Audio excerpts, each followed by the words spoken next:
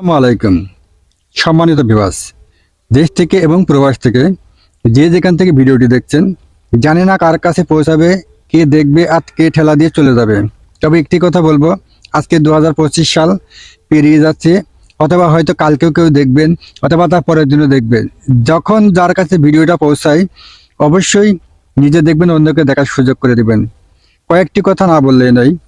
দেশ থেকে এবং বিভিন্ন দেশে গিয়ে মানুষ শত কষ্টের মাঝে কিন্তু নিজের ফ্যামিলি, নিজের বাবা মাকে ফেলে দিয়ে নিজের সন্তান, আদরের সন্তান, নিজের দেশের মায়া ত্যাগ করে কিন্তু বিদেশ গিয়ে পড়ে থাকে টাকা অর্থ উপার্জন করার জন্য এবং প্রত্যেকটি মানুষের মুখে হাসি ফোটানোর জন্য, সবাইকে খুশি রাখার জন্য। তা এমন কিছু কেউ দেশে থেকে করবেন না। সেই কষ্টের টাকাগুলো বিফলে দিবেন না, অপচয় ক্ষতি করবেন না, অপচয় নষ্ট করবেন না। যেটা কাজে লাগে সে কাজে লাগাবেন। কোনো ভালো কাজ ছাড়া কোনো খারাপ কাজ করবেন না। কারণ এই কথাটি বলার কারণ একটাই, যারা প্রবাস থেকে টাকা উপার্জন করে, অর্থ উপার্জন করে, শত পরিশ্রম করে কিন্তু বিদেশ থেকে বাংলাদেশে টাকা পাঠায়, বিভিন্ন দেশ থেকে বিভিন্ন দেশে টাকা পাঠায়। একমাত্র তারাই বলতে পারবে যারা প্রবাসে থাকে কত কষ্ট করে।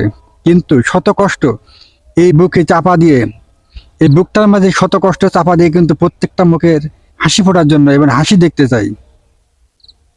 সে যদি অনেক সময় দেখা গেল কি নাও খায়, যদি বাড়ি থেকে কেউ ফোন দিয়ে বলে যে ভালো আছো, তবুও কিন্তু মিথ্যা কথা বলে। ভালো না থাকলে বলে ভালো আছি, না খেলেও বলে আমি খেয়েছি। এটাই হলো প্রবাসের জীবন।